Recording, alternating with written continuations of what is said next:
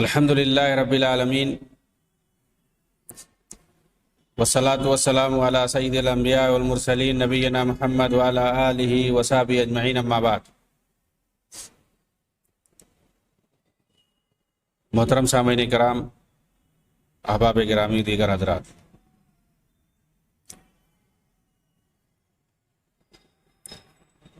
تکفیر اور اخوانی جماعت کے تعلق سے ہماری گفتگو چل رہی ہے کہ اس جماعت کے ذریعے سے کس طرح سے تکفیری جماعتیں پیدا ہوئی ہیں موجودہ دور کے اندر، اور جہاد کے نام پر کس طرح سے مسلمانوں کا قتل کر رہی ہیں۔ انہیں پہلے کافر کہہ کر کے، طاغوت کا پیروکار کہہ کر کے پورے عالم اسلامی کے اندر، بالخصوص مشرق وسطیٰ کے اندر مسلمانوں کا خون کر رہی ہیں یہ جماعتیں، اور کس طرح سے اگر کوئی عالم اسلام کے اندر ایک معاہد کافر آتا ہے تو اس کی بھی جان بخشی یہ لوگ نہیں کرتے ہیں۔ حالانکہ اگر ایسا کوئی شخص ہے اور کسی کے امان کے ذریعے سے، چاہے وہ حکومتی پیمانے پر ہو یا شخصی پیمانے پر ہو، اگر وہ کسی مسلم ملک کے اندر آیا ہے تو اس کا بھی خون اسی طرح سے حرام ہو جاتا ہے جس طرح سے ایک مسلمان کا خون حرام ہے۔ چنانچہ کتابی حربی کافر تک کا قتل کرنا حرام ہے اسلام کے اندر، اگر وہ کسی کے امان میں آیا ہے عالم اسلامی کے اندر۔ چنانچہ صحیح بخاری کی روایت ہے، عن ام ہانی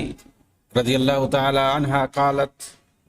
قلت یا رسول اللہ زعم ابن امی علی انہ قاتل رجلا قد اجرته فلان ابن حبیرہ فقال رسول اللہ صلی اللہ علیہ وسلم قد اجرنا من اجرت یا ام ہانی۔ حضرت ام ہانی رضی اللہ تعالی عنہ سے روایت ہے، کہتی ہیں میں نے عرض کیا اللہ کے رسول، میرا بھائی علی کہہ رہا ہے کہ میں فلاں کو قتل کر دوں گا، جبکہ میں نے اسے امان دے دی ہے۔ تو اللہ کے رسول نے فرمایا، ام ہانی جسے تم نے امان دی ہے اسے میں نے بھی امان دے دی ہے۔ حالانکہ وہ حربی کافر آدمی تھا جس کو انہوں نے امان دیا تھا، اور اللہ کے رسول صلی اللہ علیہ وسلم نے فرمایا کہ جس کو تم نے امان دے دیا ہے میری طرف سے بھی اس کو امان ہے۔ یعنی چاہے کوئی شخصی طور پر کوئی آدمی کسی حربی کافر کو اگر امان دے دیتا ہے تو اس کا خون بھی حرام ہو جاتا ہے۔ علامہ ابن عبد البر نے کہا، لولا خلاف علمته بین العلماء فی ان من امن حربیا بأي کلام لهم به الامان فقد تم له الامان واکثرهم یجعلون الاشارہ الامان۔ خلاصہ یہ ہے کہ اس بارے میں علماء کا کوئی اختلاف نہیں ہے کہ مسلمانوں کا کوئی بھی فرد اگر کسی کو امان دے دے، کوئی بھی ہو، حربی کافر ہو یا غیر حربی کافر ہو، کتابی ہو یا غیر کتابی ہو، کسی بھی طرح سے امان اس نے دیا ہوگا تو وہ امان اس کو حاصل ہو جائے گا۔ اکثر لوگ لفظ امان کے استعمال کو ضروری سمجھتے ہیں، یعنی صراحت کے ساتھ آدمی کہے کہ میں نے تم کو امان دے دیا، اور امان دینے والا چاہے قوم کا ادنا فرد ہو یا کوئی اونچا فرد ہو، سب کی طرف سے جائز ہے۔ اسی طرح وہ امان دینے والا چاہے غلام ہو یا عورت ہو، جمہور کے نزدیک ان کا بھی امان ماننا جائز ہے۔ ان کی طرف سے بھی اگر امان دی جاتی ہے کسی کافر کو تو وہ بھی جائز ہوگا۔ جبکہ ان خارجی داعشی نوجوانوں کا حال یہ ہے موجودہ دور میں کہ مسلم ممالک میں آئے بہت سارے اجنبی سیاحوں اور کام کرنے والوں کو قتل کر کے صریح غدر اور کتاب و سنت کی مخالفت کرتے ہیں اور اپنے آپ کو سب سے بڑا مومن سمجھتے ہیں۔ ایسے خوارج ضرور قیامت کے دن حساب دیں گے کیونکہ جس کافر کے ساتھ عہد و پیمان ہوتا ہے اسے قتل نہیں کر سکتے، حتیٰ کہ حالت جنگ میں بھی جو کافر بذات خود شریک نہ ہو اسے بھی قتل نہیں کر سکتے اس کے کافر ہونے کی وجہ سے۔ بہت سی روایتیں اس تعلق سے موجود ہیں۔ ایک روایت میں اس بات کی صراحت ہے کہ ایسے لوگوں کو قتل نہیں کرنا جو تم سے جنگ نہیں کرتے۔ ان الضحاک قال نہى رسول اللہ صلی اللہ علیہ وسلم ان قتل النساء والولدان الا من عدا بالسیف، یعنی اللہ کے رسول صلی اللہ علیہ وسلم نے عورتوں کو، بچوں کو قتل کرنے سے منع کیا ہے حالت جنگ میں بھی، اللہ کہ وہ شخص ہے جو تلوار سے لڑائی کرنے کے لیے تم سے آئے، یعنی جو لڑ رہا ہو صرف اس کو قتل کر سکتے ہیں، اس کو مار سکتے ہیں، لیکن جو لڑائی نہیں کر رہا ہے، جو مسلمان کے ساتھ قتال نہیں کر رہا ہے، اس کو بھی اللہ کے رسول نے مارنے سے منع کر دیا ہے۔ بلکہ شریعت کے اندر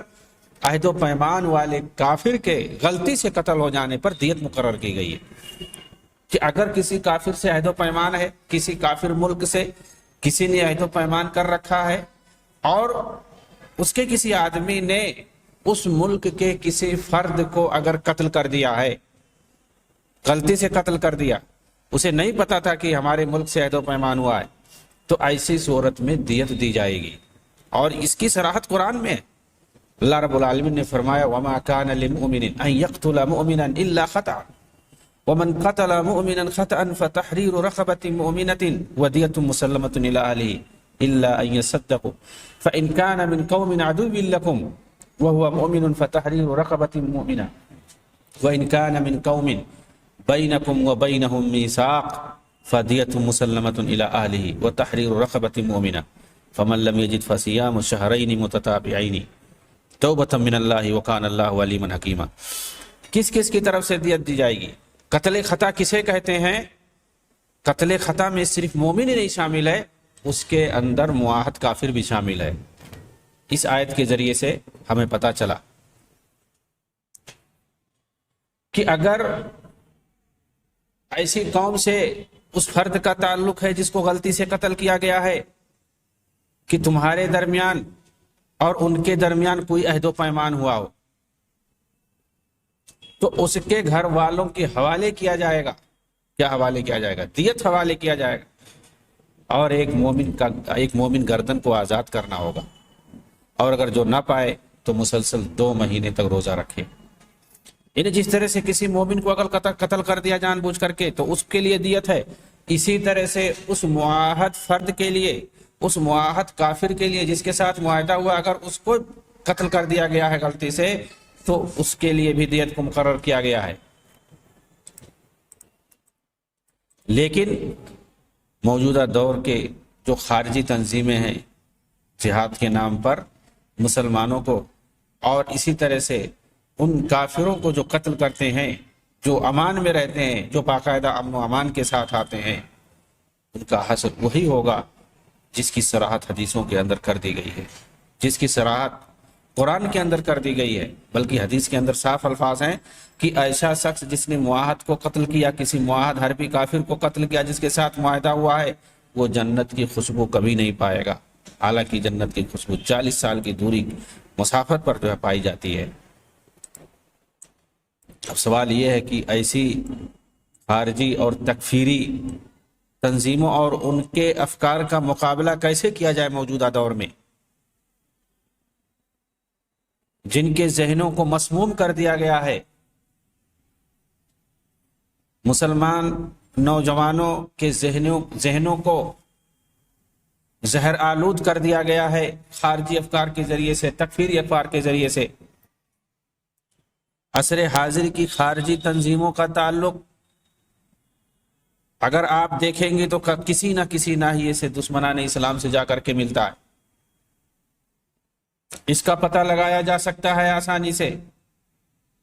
کہ انہی تنظیموں کا بہانہ بنا کر کے یورپ اور امریکہ نے اسلامی ملکوں کو بالخصوص سعودی عرب کو نشانہ بنایا تھا اور مطالبہ کیا تھا کہ قصاص، حجاب، نصاب سے جہاد اور صلیبی جنگوں کی تفصیل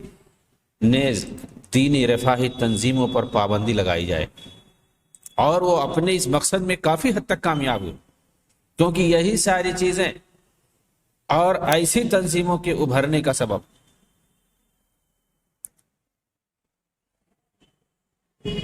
اور انہی کا بہانہ بنا کر کے دشمنان اسلام نے کس طرح سے بہت سارے مسلم ملکوں کو تباہ کیا، اور انہوں نے مسلمانوں کا نقصان پہنچا کر کے جو دشمنان اسلام ہیں، کفار ہیں، ان کا فائدہ پہنچایا، جس سے یہ صاف ظاہر ہوتا ہے کہ یہ کفار کے حق میں کام کر رہی ہے ساری تنظیمیں، اور ان کے جو لیڈران ہوتے ہیں، ان کے جو آدمی ہوتے ہیں، وہ اچانک غائب ہو جاتے ہیں۔ وہ ملک جہاں پر یہ پائے جاتے ہیں بڑی تعداد میں، اور میڈیا میں دکھایا جاتا ہے کہ ان کی حکومت قائم ہو گئی، ان کی حکومت چل رہی ہے، ان کی حکومت اسی وقت تک رہتی ہے، وہاں پر ان کی خلافت اسی وقت تک رہتی ہے جب تک انہیں مشہور کرنا ہوتا ہے، چند مہینوں تک بس۔ اس کے بعد اس علاقے میں اس ملک کی جب تباہی مکمل ہو جاتی ہے اور وہاں پر شیعہ رافضیوں اور مجوسیوں کو بیٹھا دیا جاتا ہے مکمل طور سے، فوج سے لے کر کے گورنمنٹ کے تمام محکموں میں مکمل طور سے جب انہیں بیٹھا دیا جاتا ہے، اور اعداء اسلام، دشمنان اسلام اس ملک کے پتے پتے پر مکمل طور سے جب قابض ہو جاتے ہیں، اس کے بعد یہ ساری تنظیمیں اچانک غائب ہو جاتی ہیں، ان کا پتہ نہیں لگتا ہے کہاں گئے، ان کا یا تو صفایا کر دیا جاتا ہے یا وہ لوگ سب انڈر گراؤنڈ ہو جاتے ہیں۔ پھر جب دوسرے کسی سنی مسلم ملک کے ساتھ اسی طرح کا خواب دیکھا جاتا ہے، اسی طرح کی پلاننگ بنائی جاتی ہے کہ اس کو کیسے تباہ کرنا ہے، وہاں پر اس طرح کی تکفیری اور تفجیری تنظیموں کو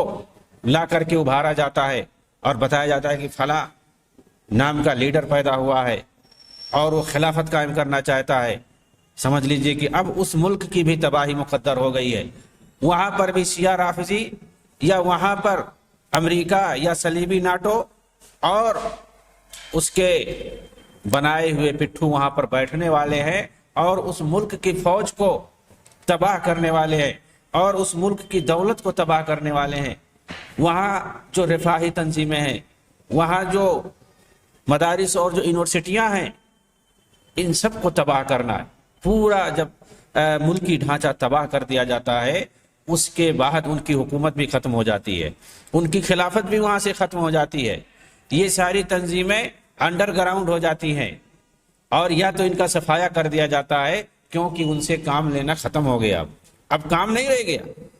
تو پھر ان کو یا تو ختم کر دیا جاتا ہے یا بم سے اڑا دیا جاتا ہے، اور یا تو پھر یہ سب انڈر گراؤنڈ ہو جاتے ہیں، ان کی تربیت اور ذہنیت دوبارہ شروع کی جاتی ہے، اور خبریں آتی رہتی ہیں کہ یہ سب کہاں پر ان کی تربیت ہوتی ہے، کہاں یہ پائے جاتے ہیں۔ اس میں ایران کا نام آتا ہے، اس میں اسرائیل کا نام آتا ہے، اس میں ترکی کا نام آتا ہے۔ جو عالم اسلامی کے اندر یہ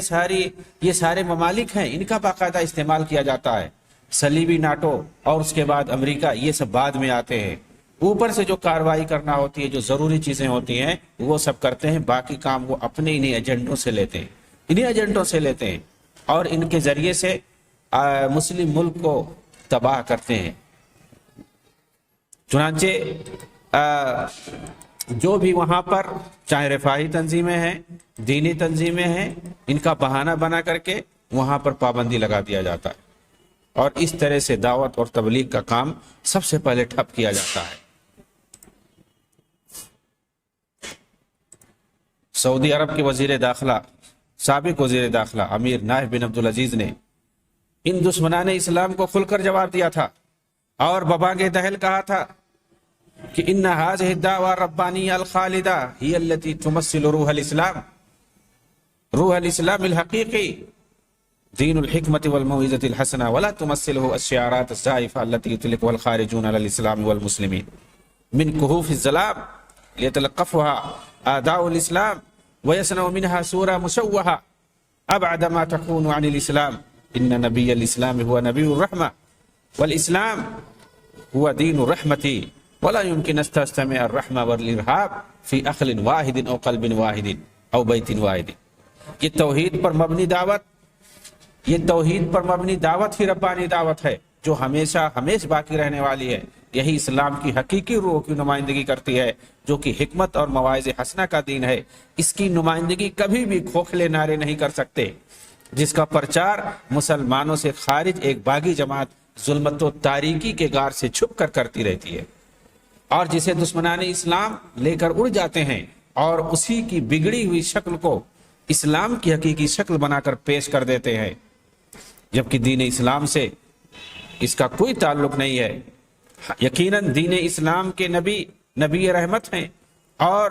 دین اسلام دین رحمت ہے۔ یہ ممکن ہی نہیں کہ رحمت اور دہشت گردی دونوں ایک عقل، ایک دل یا ایک چھت کے نیچے اکٹھا ہو جائیں۔ یہ امیر نائف بن عبدالعزیز کے الفاظ تھے جنہوں نے ان داعشی تنظیموں کو جواب دیا تھا اور اعداء اسلام کو یہ پیغام دیا تھا کہ ان کو حقیقی اسلام نہ سمجھا جائے، ان کو اسلام کا چہرہ بنا کر کے نہ پیش کیا جائے، یہ اسلام کے نام پر خوفار بھیڑیے ہیں، چنانچہ ان کو اسلام کا چہرہ بنا کر کے عوام کے سامنے نہ پیش کیا جائے۔ اسلام دین رحمت ہے، نبی جو ہیں وہ نبی رحمت ہیں، اور ان کی جو دہشت گردیاں ہیں، ان کے جو خونی کارنامے ہیں، یہ اور اسلام کے جو احکامات ہیں کبھی دونوں اکٹھا نہیں ہو سکتے ہیں۔ اعداء اسلام نے یہی کیا کہ ان دہشت گردوں کو، ان تکفیری اور خارجی تنظیموں کو اور ان کے سیاہ کارناموں کو اسلامی کھاتے میں رکھ کر کے اسے پرچار کرنا شروع کیا، اور اس کا بہانہ بنا کر کے دعوت و تبلیغ کے لیے جو تنظیمیں کام کرتی تھیں، رفاہی تنظیمیں جو کام کرتی تھیں، ان سب کو بند کرایا گیا، ان سب پر پابندی لگوائی گئی۔ سب ان کا ٹارگٹ جو تھا وہ یہ کہ دین اسلام کی تبلیغ پر کسی طرح سے قتل لگ سکے، اس کو کسی طرح سے روکا جائے، اور پھر اسی کا بہانہ بنا کر کے دھیرے دھیرے کئی ایک ملکوں کو تباہ کیا گیا۔ اور آگے بھی ان کی پلاننگ ہے کہ کس طرح سے جو مسلمانوں کی نمائندگی کرنے والے جو مضبوط ممالک ہیں ان تک کیسے پہنچا جائے اور ان کی تباہی کو کیسے مقدر بنایا جائے، اور یہی ان کا ٹارگٹ رہتا ہے ہمیشہ کے لیے، لیکن اللہ تعالیٰ انہیں کبھی کامیاب نہیں ہونے دے رہا ہے۔ ان خارجی نوجوانوں کو توبہ کی دعوت دی گئی، بصورت دیگر ان کے ساتھ سختی سے نمٹنے کی دھمکی دی گئی۔ چنانچہ کہا انہوں نے، امیر نائب بن عبدالعزیز نے، کہ ان سلامت الانسان و سعادته فی الدنیا والآخرہ مرہون بسلامت فکری و معتقدی، ذالک ان الشخص الذي تزعزعت عقیدته وانحرف فکره سوف يكون عرضة للتیارات الفکریہ الضالہ التي تقوده الى الهلاك والضیاء وتعرض حیات و حیات مجتمعه لمخاطر عدیدہ۔ یقیناً انسان کی سلامتی اور دنیا و آخرت میں اس کی سعادت اسی وقت مقدر بن سکتی ہے جب اس کی فکر اور عقیدہ سلامت ہوں گے، مگر جس کا عقیدہ متزلزل ہوگا، جس کی فکر منحرف ہوگی، وہ گمراہ منحرف تحریکوں کا شکار ہو جائے گا جو اسے ہلاکت اور بربادی کے گڑھے کے کنارے لے جا کر کے چھوڑ دیں گے۔ اس کی زندگی اور اس کی سماجی سرگرمیاں تمام ہر وقت خطرے میں رہیں گی۔ ان نوجوانوں کو مملکت سعودی عرب کے خلاف بھڑکانے والے خارجی نوجوانوں کو مملکت سعودی عرب کے خلاف بھڑکانے والے خارجی سرگنوں کو علامہ ابن باز نے نصیحت کرتے ہوئے کہا تھا، وَنَصِيحَتِي لِلْمِسْعَرِ وَالْفَقِيهِ وَابْنِ لَادِنَ وَمَنْ يَسْلُكُ سَبِيلَهُمْ أَنْ يَدْعُوا هَذَا الطَّرِيقَ الْوَخِيمَ وَأَنْ يَتَّقُوا اللَّهَ وَيَحْذَرُوا نِقْمَتَهُ وَغَضَبَهُ وَأَنْ يَعُودُوا إِلَى رُشْدِهِمْ وَأَنْ يَتُوبُوا إِلَى اللَّهِ مِمَّا سَلَفَ مِنْهُمْ وَاللَّهُ سُبْحَانَهُ وَعَدَ عِبَادَهُ التَّائِبِينَ بِقَبُولِ تَوْبَتِهِمْ وَالْإِحْسَانِ إِلَيْهِمْ۔ محمد مصعری، سعد الفقیہ، ابن لادن اور جو ان کے راستے پہ چل رہے ہیں، ان سب کو میری یہی نصیحت ہے کہ وہ اس ہلاکت خیز راستے کو ترک کر دیں، اللہ کا خوف کھائیں، اس کے عذاب اور اس کے غضب سے خود کو بچائیں اور صحیح راستے پر آ جائیں، اپنی غلطیوں کی معافی مانگیں۔ اللہ نے توبہ کرنے والے بندوں کا توبہ قبول کرنے اور ان کے ساتھ بھلائی کرنے کا وعدہ کیا ہے۔ یہ علامہ ابن باز نے نصیحت کی تھی ان خارجی تنظیموں کے سرغنوں کو نصیحت کرتے ہوئے محدث مقبل وادعی نے کہا انی ابرؤ الی اللہ من ابن لادن فهو شؤوم وبلاء علی الامة واعماله شر، میں ابن لادن سے برات کا اظہار کرتا ہوں، یقیناً وہ منحوس شخص ہے، امت محمدیہ کے لیے شر و مصیبت کا باعث ہے، اس کے اعمال برائی کا پیش خیمہ۔ آگے کہا کہ برطانیہ سے کچھ نوجوانوں نے مجھ سے رابطہ کر کے اپنے اوپر سختی کی شکایت کی اور پوچھا کیا اسامہ بن لادن سے ہم اپنی برات کا اظہار کر دیں؟ تو ہم نے ان سے کہا، یعنی مقبل وادی حفظہ اللہ کہہ رہے ہیں کہ ہم نے ان سے کہا ہم نے تو بہت پہلے ان سے برات کا اعلان کر دیا ہے، اب لوگوں پر حقیقت واضح ہو چکی ہے کہ یورپی ممالک کے اندر اخوان المسلمون اور ان جیسی تنظیموں کی وجہ سے کیسے مسلمانوں پر سختیاں کی جا رہی ہیں۔ سید فضل اللہ مصری جو کبھی تنظیم الجہاد کے منتظم کار ہوا کرتے تھے، اب وہ خود ایمن ظواہری پر الزامات لگا رہے ہیں۔ کیا کہہ رہے ہیں دیکھیے، یہ فضل اللہ مصری جو تنظیم الجہاد میں ایمن ظواہری جیسے تکفیری تنظیم القاعدہ کا جو سب سے بڑا اس وقت سربراہ ہے، اس کے ساتھ وہ رہتے تھے، منتظم کار ہوا کرتے تھے، آج اس سے نکل کر کے اس پہ سارے الزامات لگا رہے ہیں۔ کیا کہہ رہے ہیں ایمن ظواہری یہ ایجنٹ ہے کفار کا۔ فضل اللہ مصری نے کہا، مجھ سے ظواہری نے کہا کہ سوڈانیوں کی طرف سے مجھے یہ حکم ہے کہ مصر کے اندر 10 دہشت گردانہ کارروائیاں کروں اور اس کے لیے اسے $1,00,000 ملے۔ $1,00,000 لے کر کے 10 دہشت گردانہ کارروائیاں اپنے لوڈوں سے اس نے کروایا، اپنے گنڈوں سے اس نے کروایا مصر کے اندر۔ کتنے لوگ اس میں مرے ہوں گے، کتنی جانی اور مالی نقصان ہوا ہوگا۔ $1,00,000 کی خاطر اس نے 10 دہشت گرد کارروائیاں مصر کے اندر کرائی۔ مسلمانوں کی حالیہ تباہی کا ذمہ دار ایمن ظواہری ہے، یہ فضل اللہ مصری نے کہا۔ القاعدہ جیسی جہادی تنظیموں نے حالیہ چند سالوں میں کینیا، افغانستان، عراق، شام، پاکستان، سعودی عرب، جزائر اور دیگر مسلم ممالک کے مسلمانوں کی تباہی میں حصہ لیا ہے۔ وہ اس سے کہیں زیادہ ہے جو اسرائیل نے فلسطینیوں کے ساتھ گزشتہ 60 سالوں میں کیا ہے۔ یہ فضل اللہ مصری نے الزام لگایا ہے ایمن ظواہری پر اور اس کی خونخوار تنظیم پر۔ ون فارمولہ پر کاربند۔ القاعدہ جیسی جہادی تنظیموں کے پاس صرف ایک ہی آپشن ہے اور وہ ہے لوٹ مار، قتل و غارت گری۔ ظواہری اپنے دشمنوں کے ساتھ یہی آپشن رکھتا ہے۔ اس کی مثال اس جاہل طبیب جیسی ہے جو سارے مریضوں کے لیے ایک ہی دوا کا استعمال کرتا ہے، خواہ ان کی بیماری کچھ بھی ہو۔ فضل اللہ مصری نے کہا کہ ظواہری نے اپنا گھر اپنے ہی ہاتھ سے برباد کیا ہے۔ چنانچہ ظواہری 30 سالوں تک اپنے ہی ملک مصر کے اندر حکومت سے لڑتا رہا، 30 سال تک اپنی مصری حکومت سے لڑتا رہا، لیکن جب وہاں ناکامی ملی تو 1998 کے اندر عالمی جہادی تنظیم الجبہۃ الاسلامی العالمی الجہاد الصلیبیین والیہود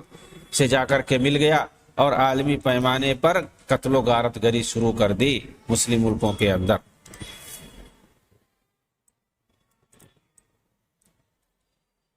اخوان المسلمون سے جڑی جس طرح سے میں نے بتایا کہ کئی ایک خونخوار تنظیمیں ان لوگوں نے بنائی حسن بننا کے دور سے لے کر کے سید قطب کے دور تک، اسی دور کی ایک خونخوار تنظیم جس میں میں نے نام لیا تھا تنظیم الجہاد، اور اسی طرح سے تنظیم الخاص اور تنظیم 65، تنظیم طلائع الفتح۔ اسی طرح سے ایک مسلح خونخوار تنظیم سیریا میں بنائی گئی جس کا نام تھا کتائب التلیہ المقاتلہ، جو شیعہ رافضی ملیشیا کے طرز پر المقاتلہ کتیبہ آپ دیکھیں گے عراق کے اندر، موجودہ عراق کے اندر سینکڑوں تنظیمیں ان لوگوں نے بنا کے رکھی ہیں، مسلح تنظیمیں شیعوں نے ہر خطے اور علاقے میں ان لوگوں نے بنا دیا، ایران نے گھسا دیا، اور تاکہ کس طرح سے سنیوں کو دبا کر کے رکھا جائے۔ وہاں کی فوج پولیس وہ اپنی جگہ پہ، اس سے کہیں زیادہ ان لوگوں نے ایرانی شیعوں نے عراق کے اندر مسلح فدائی تنظیمیں بنا کر کے رکھ دی ہیں۔ تو میں یہ بتا رہا تھا کہ سید قطب کے زمانے میں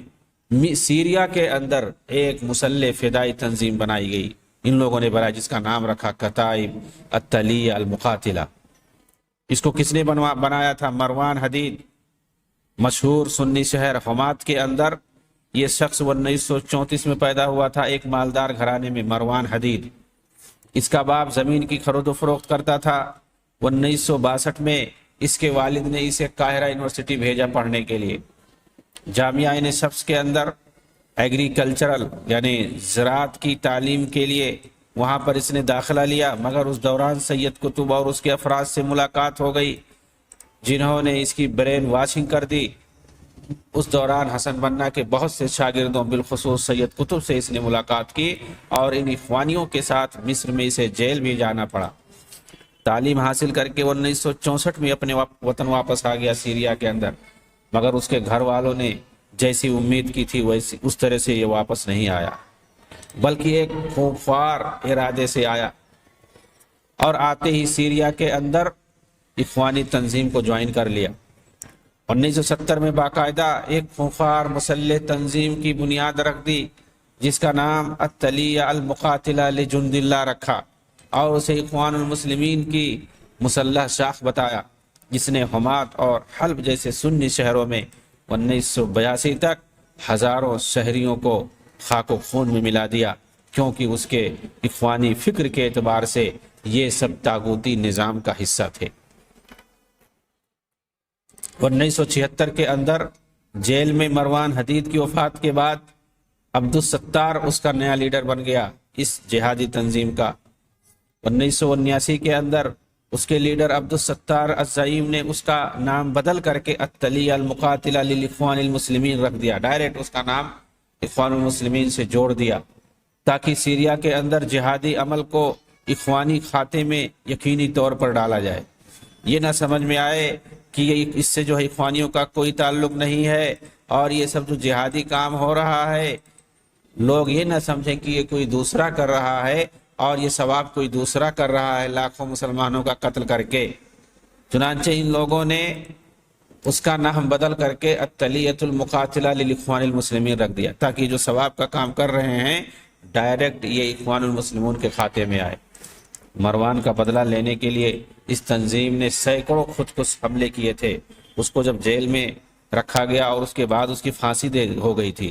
اس پھانسی کا بدلہ ان لوگوں نے لیا اور سینکڑوں حملے انہوں نے کیے، خودکش بمباری کی تھی سینکڑوں۔ کہاں پر کی تھی؟ وہی حلب کے اندر، حمات کے اندر، حتیٰ کہ سرکاری مدارس اور وہاں کے بچوں کو بھی نہیں چھوڑا۔ چنانچہ 1979 کے اندر حلب کے ایک عسکری کالج میں، فوجی کالج میں حملہ کر کے 10 علوی طلبہ کو ذبح کر دیا۔ علوی طلبہ، یہ علوی وہاں پر ایک گروہ ہے جو کہ دروزی ہے، اسماعیلی باطنی فرقہ ہے، مسلمانوں سے جن کے عقائد بالکل یکسر مختلف ہیں۔ یہ بالکل صحیح ہے کہ مطلب ان کو کافر کہا جا سکتا ہے، کیونکہ مسلمانوں سے ان کے عقیدے کچھ بھی نہیں ملتے ہیں، لیکن اس طرح سے طلبہ کو جن کا کوئی تعلق نہ ہو ان کو اس طرح سے معصوم طلبہ کو، چاہے وہ کافر ہی کیوں نہ ہو، ان کو ذبح کرنا، یہ کون سا معنی، کون سا جو ہے اسے ثواب کما سکتے ہیں آپ، کون سی اسے جنت حاصل ہو سکتی ہے کہ آپ پڑھنے والے، تعلیم حاصل کرنے والے طلبہ کو جا کر کے مدرسے میں جا کر کے وہاں پر ان کو ذبح کریں۔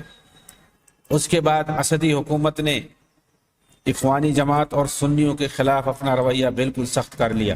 چنانچہ وہاں پر سنیوں کے خلاف جو حکومت نے سختی برتی اور سنیوں کو جو وہاں پر پریشان کیا گیا، اس کا سبب جو ہے، سب سے بڑا سبب یہی اخوانی جماعت اور ان کی جو مسلح تنظیمیں ہیں، ان کی وجہ سے